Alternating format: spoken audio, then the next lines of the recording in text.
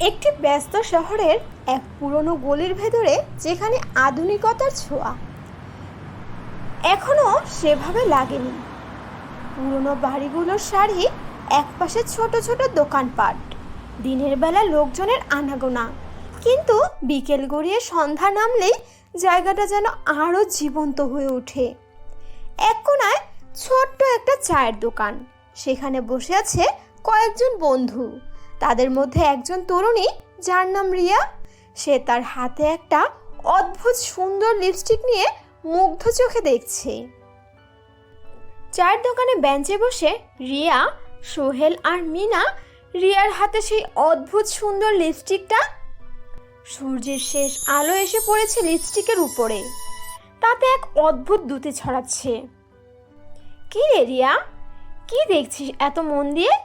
সেই পুরনো লিপস্টিকটা নাকি? এটা পুরনো হলেও অন্যরকম মিনা। জানিস, ঠাম্মা বলতো এটা নাকি এক পরীর উপহার। পরী? রিয়া, তুই এখনো এইসব পরীর গল্প বিশ্বাস করিস? এই আধুনিক যুগে এসো তুই এইসব বিশ্বাস করিস কিভাবে বলতো? তোর এসব চিন্তা করিস না। কেন করব না? এই লিপস্টিকটা অন্যরকম, এর একটা নিজস্ব গল্পও আছে। ঠাম্মা বলতো এই লিপস্টিকটা নাকি শুধু ঠোঁটে লাগাতে চলে না, ঠোঁটে লাগালেই চলে না, এর সাথে নাকি নিজের মনের কথা জুড়ে দিতে হয়। আর যদি মনের কথা সত্যি হয়, মানে যদি তোর চাওয়াটা সত্যি হয় আর সৎ হয়, তাহলে নাকি সেটা পূরণ হয়। সত্যি? তাহলে তুই একবার লাগিয়ে দেখ না। কি চাইবি? একটা লটারি টিকিট, যেখানে তুই লাখপতি হয়ে যাবি? ধুর, তুই সব সময় শুধু টাকার কথা ভাবিস রে। আমি তো কখনো একটা পরীক্ষা করে দেখিনি। ঠাম্মা বলতো আমাকে, জানিস, এটা নাকি শুধু বড় বিপদে বা যখন মনের জোর খুব কমে যায় তখনই কাজ করে, আর এর ক্ষমতা নাকি শুধু একবার ব্যবহার করা যায়। ধুর, মানে কি? জীবনে একবারই এই জাদু কাজ করবে? এটা শুনে একটু ভালো লাগলো না আমার। হ্যাঁ, ঠাম্মা এটাই বলতো। আর এটাও বলতো যদি একবার ভুল কিছু চাওয়া হয় বা ভুল উদ্দেশ্যে চাওয়া হয়, তাহলে নাকি এর জাদু চিরতরে নষ্ট হয়ে যাবে। বাবারে বাবা, তাহলে তো খুব সাবধানে ব্যবহার করতে হবে এটা। কি চাইবি তাহলে বলতো আমাকে, আমিও শুনি তোর চাওয়াটা। জানি না রে, আমাদের বাড়ির অবস্থা দিন দিন খারাপ হচ্ছে।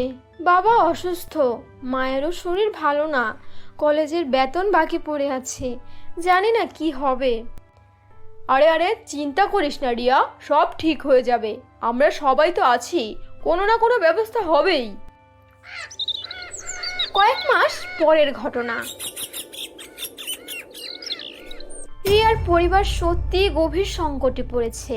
রিয়ার বাবা হাসপাতালে ভর্তি, তার চিকিৎসার জন্য অনেক টাকার দরকার। রিয়া কলেজে যেতে পারছে না, টিউশনের টাকাও দিয়ে কিচ্ছু হবে না। মায়ের চোখের জল, রিয়া নিজেও হতাশ।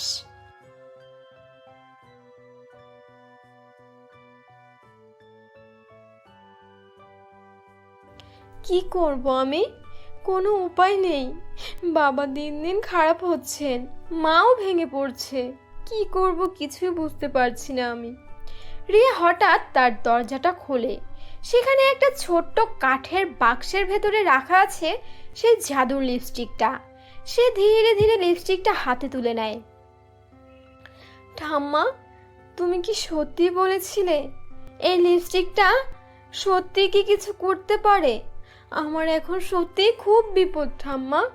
আমার কোনো অসৎ উদ্দেশ্য নেই, শুধু চাই বাবা সুস্থ হয়ে উঠুক। রিয়া গভীর নিঃশ্বাস নেয়। সে লিপস্টিকটা তার ঠোঁটে লাগায়। তার হাত কিছুটা কাঁপছে। আমি চাই আমার বাবা সম্পূর্ণ সুস্থ হয়ে উঠুক, তার চিকিৎসার জন্য প্রয়োজনীয় সব ব্যবস্থা হোক। আমি চাই আমাদের পরিবার আবার হাসি খুশিতে ভরে উঠুক। আমি শুধু সবার সুস্থতা আর মঙ্গল চাই। রিয়ার কথা শেষ হতেই ঘরের ভেতরে এক অদ্ভুত স্নিগ্ধ আলো ছড়িয়ে পড়ে। আলোটা এক মুহূর্তের জন্য ছিল, তারপর সঙ্গে সঙ্গে মিলিয়ে গেল। রিয়া চোখ খুলে দেখে লিপস্টিকটার রং কেমন যেন ফ্যাকাশে হয়ে গেছে। এটা কি কাজ করলো নাকি সবটাই আমার মনের ভুল? পরের দিন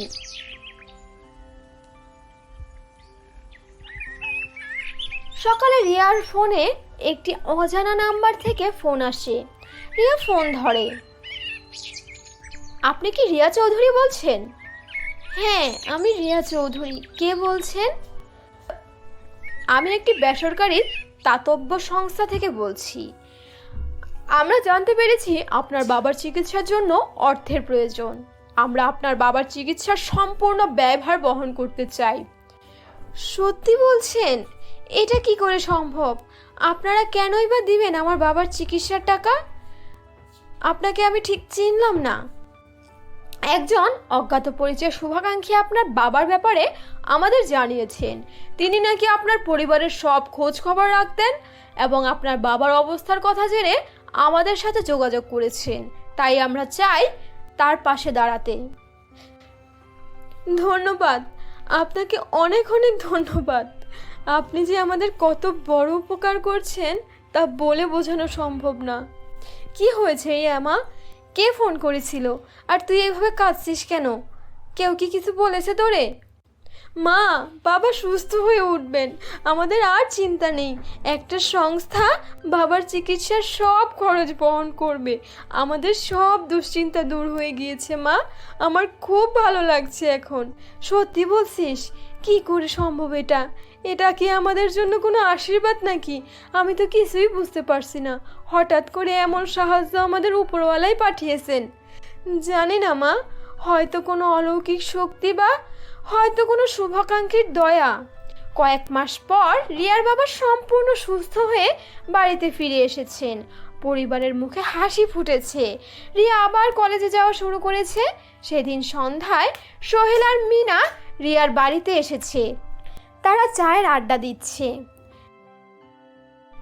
যাক বাবা, এখন সব চিন্তা দূর হয়েছে। তোর বাবাকে দেখে তো মনেই হচ্ছে না যে তিনি অসুস্থ ছিলেন। রিয়া, তোর এই জাদুর লিপস্টিকের কথা মনে আছে? তোর বাবা যখন সুস্থ হলো তখন কি লিপস্টিকের কোনো ভূমিকা ছিল নাকি?